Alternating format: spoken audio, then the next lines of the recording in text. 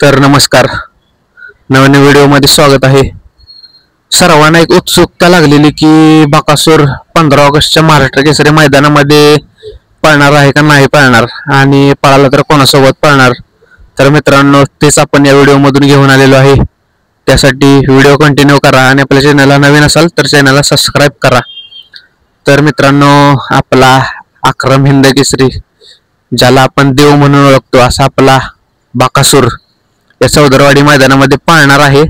आत्ताच कन्फर्म झालेला आहे मित्रांनो. कन्फर्म झालं की लगेच व्हिडिओ करून तुमच्यापर्यंत पोहोचवण्याचा प्रयत्न करतोय. त्यासाठी तुमचा सपोर्ट देखील गरजेचा आहे. असा सपोर्ट करत राहावा आणि व्हिडिओला लाईक पण करत जावा. तर मित्रांनो, आपला बकासूर या मैदानामध्ये नक्की पाळणार आहे आणि तो या मैदानामध्ये पाळणार आहे आपला संतोष तोडकर यांचा हिंद केसरी साई. मित्रांनो, साई बऱ्याच दिवसापासून फॉर्ममध्ये आहे. अतिशय चांगलं स्पीड साईला आहे. साई आणि बकासूर या आधी कधी जोडी पळालेली नव्हती आणि बघा, आत्ता बरेच दिवस झालं बकासूर प्रत्येक मैदानामध्ये नवीन नवीन नंदीसोबत पळत आहे आणि ज्या नंदीसोबत पळतोय तो नंदी देखील उजेडात येतोय आणि त्यानंतर त्या नंदीला कंटिन्यू गुलाल भेटतोय. हे एक चांगलं काम आपल्या बकासूरकडून घडत आहे मित्रांनो. आणि आता साईबद्दल बोलायला एवढं कमीच आहे. साई अतिशय चांगला बैल आहे आणि अतिशय स्पीड आहे साईला. साई हिंद केसरी बैल आहे. या देखील साई मोठ्या मोठ्या मैदानात पाळलेला आहे. अतिशय नामांकित बैलांसोबत पाळलेला आहे. आणि जे मागं मैदान झालं कदमवाडीला, त्या मैदानामध्ये साई आणि चिमण्या ही जोडी बकासूरच्या सेमीमध्ये होती आणि त्यामुळे बकासूरला पराभव पत्करावा लागलेला.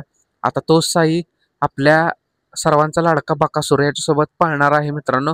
गाडीला अतिशय चांगलं स्पीड लागेल, कारण साईचं स्पीड खूप आहे सध्या. बकासूर सारखाच तोही पळतो, त्यामुळं मैदान बघायला आपल्याला मजा येईल. आणि त्यात बकासूर आणि साईची गाडी जेव्हा पळेल तेव्हा फक्त अंतर मोजायचं मित्रांनो. आज 100% बकासूर एक नंबर करणार आहे आणि सर्व बकासूर प्रेमींना शुभेच्छा.